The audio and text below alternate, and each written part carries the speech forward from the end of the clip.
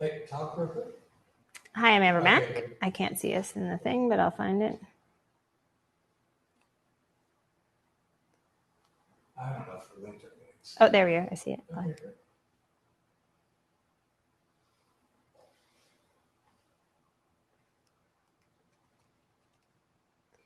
And you're just going to walk through it, and I'll hit the keynote as required? Yeah. All right, well, we'll figure it out. Is this called Studio? Just in case I can say we're experimenting with this. It says Broadcast Studio. Okay. Beta, top left of your screen. Yeah, it's cut off, but anyway, Okay. Thank you. Not Broadcast Studio. Oh, it's cut off? Yeah. Oh, you can't see this? Yeah, I can see that now. I'm good, and everything's good. Ready? 5, 3, 2, 1. Hi, I'm Amber Mack, and thank you so much for joining me today. And I thought it would be a good time to talk about the recent TikTok news.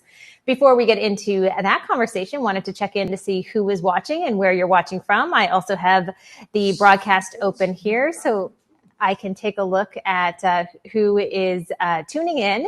And we are trying out the HAPS broadcast studio for the first time. So just playing around with the format a little bit while we also do a broadcast as far as what's happening with TikTok and the ban that is going to soon go into effect. I'm going to dive into all of those details. Wanted to say hi to Sophie, who is watching in the comments as well, and to everybody else who is joining us here. So thank you so much for being here.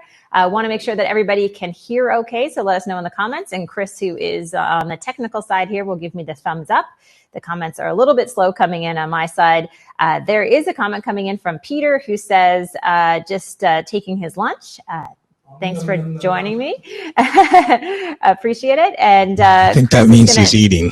Chris can jump on the mic too there if you we're want. Getting fancy. It's dangerous over there. Peter, thanks so much for tuning in, and thanks to everybody else who is tuning in. So just to set things up a little bit, again, we're going to talk about the TikTok news that everybody is talking about, not just today, but over the past few months, as far as what's happening with this potential ban. I say potential ban because we live in a fast-paced environment, and let's be honest, when we talk about TikTok, anything could happen. And I have some interesting numbers to dive into, as well as talking about the timeline for TikTok. Wanted to mention that there are 100 million TikTok users in the US, so a phenomenal number of people that will potentially soon be alienated. So we'll talk about that a little bit further. Peter says, hey, Chris. Thanks, Peter, and thanks for tuning in. So again, let us know where you are watching from, and I will follow along with the comments.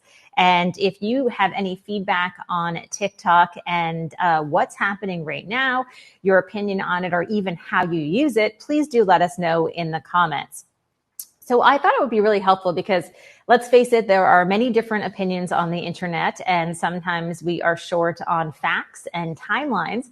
So I thought it would be really helpful right now if we had a chance to dive into the timeline of TikTok as far as what's happened over the past few weeks and really couple of months in terms of this recent news, and just dive into what's taken place. So I wanted to start, first of all, with this recent news that just came out today in terms of what's taking place with TikTok and this ban of the app that potentially could go into effect in the US on Sunday. So essentially, if you have seen the news, you saw that Trump has basically said that people will no longer be able to download the app as of Sunday. This is a ban that would go into effect again on September 20th.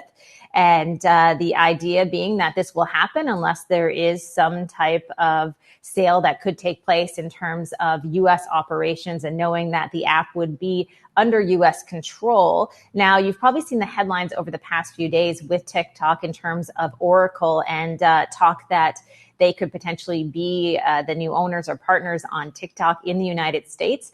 That was probably a bit of a surprise to some people. Nonetheless, that has been the recent news. Before that, it was Microsoft, and even talk about potentially Walmart getting involved in that process. So, of course, this ban as of Sunday for the United States in terms of people not being able to download that app, that could be reversed if there was news in terms of the U.S. operations of TikTok and something that materializes over the next couple of days.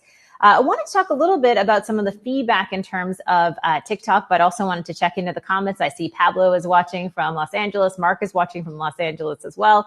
Thank you so much for being here. A couple people in the comments. Someone says, good, ban TikTok. A couple TikTok haters I see. I probably have a different perspective on TikTok, which I'll get to a little bit later when I talk about my take on this recent news. But let's dive into the timeline that we're looking at right now. So why is this news? Why is this happening? I also wanted to mention that the headline in The Verge is pretty telling today. And that headline is this, that Trump's TikTok ban is a gross abuse of power.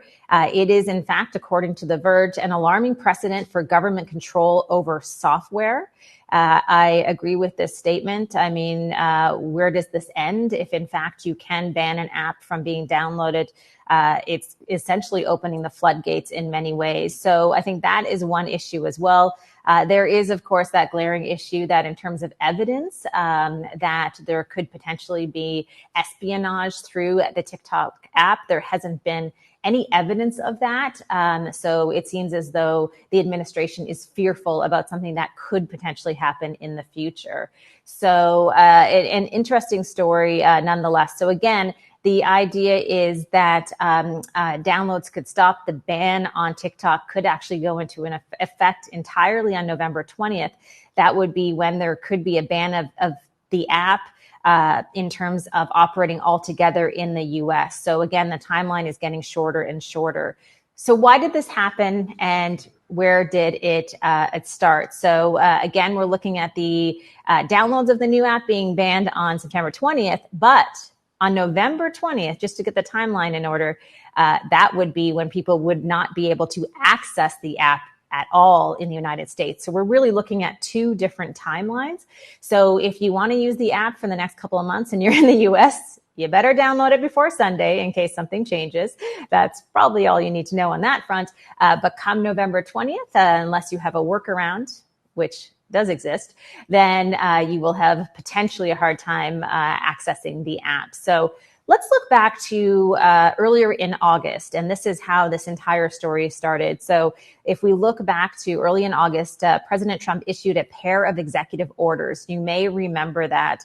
And the orders essentially gave the Commerce Department 45 days to essentially make a plan in terms of U.S. ownership of TikTok. Now, what was really interesting is that I had a chance to dive into this, and we have this up on the screen. TikTok actually came out and made a statement that I would argue the news media just did not pick up on very much at all as far as their side of the story. And I'm going to read you their statement. They said, for nearly a year, we have sought to engage with the U.S. government in good faith to provide a constructive solution to the concerns that have been expressed. What we encountered instead was the administration paid no attention to facts. They dictated terms of an agreement without going through standard legal processes and tried to insert itself into negotiations between private businesses. It wasn't until I went to the TikTok blog that I really saw the details behind this statement and learned about the facts that this conversation actually had been going on for many, many months. And it appears as though President Trump actually was pretty abrupt in early August when he decided to issue that order, giving them essentially 45 days, even though they had already been having conversations for months. So I think that's really a telling part of the story. I see the comments coming in as well. Fans of TikTok, people who maybe don't love TikTok. Nonetheless, there are, again, let me go back to that number in terms of the number of TikTok users. There are 100 million TikTok users in the United States, so a massive number of users of that platform. And let's be fair, if you are familiar with TikTok, you know that most people who are using TikTok are using it to share fun little skits and videos. There's also a bit of a movement on TikTok as far as the next generation and how they're embracing that platform for activism. So that has definitely been a reality, especially this number. Wanted to mention too, because people haven't talked as much about this, but when we talk about TikTok and employment in the United States, it is worth mentioning that TikTok currently employs about 1,500 people in the US. And in fact, according to a blog post on August 24th on TikTok's site, basically they had said that they have plans for 10,000 more jobs, and they issued this statement in response to those executive orders saying that they had decided to step up and sue the administration, something they said they didn't want to do. I'll read this in detail. The executive order issued by the administration on August 6, 2020, has the potential to strip the rights of that community without any evidence to justify such an extreme action and without any due process. We strongly disagree with the administration's position that TikTok is a national security threat, and we have articulated these objections previously. A pretty strong statement, and I did not really have all of the details about the potential of jobs in the U.S., but it's fascinating to know that there could be 10,000 more jobs around the corner. So I think there's a few things that we need to discuss in terms of the situation right now with TikTok. I really wanted to talk about it from the perspective of my take as far as how I see the news that has come out, not just over the past few days, but over the past couple of months. And I broke it down into three different pillars. Those are distraction, disinformation, and alienation. When we talk about a distraction, if we think about TikTok again and how TikTok is being used, would I say, as someone who has a pretty good sense of all of the different technology platforms out there and reads as well in terms of potential cybersecurity threats, do I think that TikTok is up there in terms of being a national threat? I don't think there is a lot of evidence that points towards that. So when I say that my first point on this is distraction, I would say that this is a pretty big distraction in many ways from the real issues that are at hand. And if we think about some of those real issues, we're thinking about 200,000 Americans who have died from COVID-19. I mean, these are real issues, and these are people's lives. So we have to remember at the end of the day that we are easily distracted. And I think this is an example of that, especially during an election year, perhaps is not the most important thing to be focusing on. And again, no real evidence of a threat. The second thing, as far as disinformation, and I would wrap misinformation in here as well. So when we think about platforms that are potentially a threat to democracy, I wouldn't say that TikTok is the first thing that comes to mind when we look at all of the different social platforms. Let's be honest, we already actually do have evidence of Russian interference when it comes to platforms out there such as Facebook. So is TikTok a bigger threat over the coming months than Facebook? And I think if you have a good understanding of these platforms, your answer will be that Facebook is definitely more of a threat over the next couple of months. And Facebook, of course, has stepped up to try to make some moves to work hard to eliminate some of that misinformation and disinformation. But nonetheless, there still is a lot of content on Facebook. Again, that is a threat to democracy. A few other comments that are coming in right now. Pablo says, I see a lot more conspiracy theories on Facebook than TikTok. I think you're bang on. I mean, if you look at some of the most shared articles on Facebook, again, they are filled with information that is untrue, that definitely isn't factual, and yet it is shared hundreds of thousands of times. I mean, this is regularly the issue on Facebook. So again, I don't think TikTok necessarily deserves to be the target on that front. So yes, a massive distraction as far as news. TikTok is beloved by the next generation, and to say, hey, we're just going to ban it, you're going to have to stop using it because it could be a threat, it makes good headlines, even if you don't dig into the meat of the story. The second piece of it is, of course, disinformation and misinformation, as I just mentioned, definitely more of an issue. And we actually have evidence to show that over the years on platforms such as Facebook.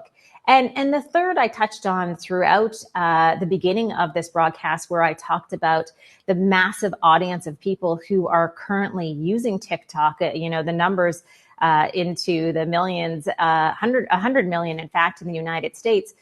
I would argue that this move alienates an entire generation of voters who could potentially be disrupted by this move, knowing that that is really kind of their go-to platform in their day, whether they're content creators or whether they just consume that content, maybe to take a break from the realities of the daily news cycle, and knowing that it's tough for a lot of people. And if you can go to TikTok and laugh for a few minutes, that is a welcome reprieve from the situation that we are in right now. So that is my take as far as what's taking place. Mark has a question in here. What is your perspective on Trump expanding the ban to WeChat? That's also a big issue. So if you think about these companies, these are, of course, Chinese-owned companies. The ban on WeChat, I didn't really get into. Again, a whole other story. What I find especially alarming about that potential ban is that WeChat is something that families all over the world depend on to stay in touch. This is their go-to. And I think to, again, kind of wrap that into this bundle is just really short-sighted. And there's not a lot of evidence or facts behind this decision that anyone can see. I mean, I've never seen a security expert come out and say, yes, we have evidence that, in fact, there is a real security threat because of these platforms. If anything, if they do say there is a potential security threat, they always kind of couch it and say that this could be something that happens in the future. We can say that about all technology everywhere around us. That's just the reality of where we're at. So Gina has some comments coming in. Facebook and Twitter ban content they don't agree with. I would say that I wouldn't put those two in the same category. I would say that what they're trying to do, again, is add more context to information. So they are really hesitant to actually ban content. It takes them a while before they will do so.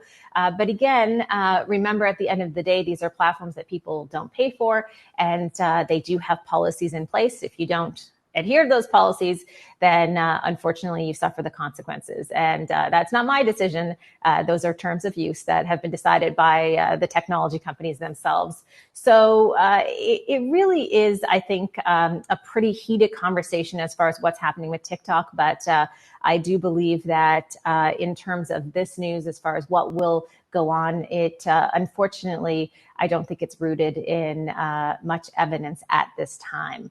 So that wraps up my conversation on the recent news. So I would say a couple of things. I know there are people in the comments who are okay with banning this. I would just say that you can't argue for free speech and then at the same time argue to deplatform a company like TikTok. Doesn't work like that. I would also say that if you love TikTok and want to use it and you haven't tried it, maybe download it before Sunday. And if you are a current user of that platform, just be aware that by November 20th, you may not have access to it if you live within the United States. So again, a fast-moving story that's bound to change over the days, I would even say hours to come. A lot will actually take place, I think, over the next couple of days. So thank you for tuning in to my broadcast on HAPS and sharing your comments on this topic. I think we could probably go live for the next couple of hours and discuss this news, but I'm going to wrap it up there. Wanted to also mention that if you are interested in technology content, just this week, we launched a new podcast. It's called The Amber Mac Show. It's on all the podcast platforms. And all you have to do over on Apple Podcasts or those other platforms is just search Amber Mac as one word. And then you will be able to find that podcast. This week's episode is all about education during COVID-19. Another topic that I think everybody has an opinion about. And this one I think affects parents especially. We talk about higher education as well as K through 12 and gives you a deep dive into what's going on right now, not just today and tomorrow, but really over the next few years in terms of the future of education. So you can check it out. It's called The Amber Mac Show. And if you like it, please give it a review on Apple Podcasts. So thank you so much for tuning in. Sophie says, great podcast. Clearly she subscribes already. I appreciate your support, Sophie. And thank you to everybody who has joined me today to talk about TikTok. We will do another broadcast soon. This is our first time using this broadcast studio. And as far as I can tell from the monitor to my right, I think that it actually worked pretty well. So we will be doing more of these. Thanks for watching, and I'll see you soon.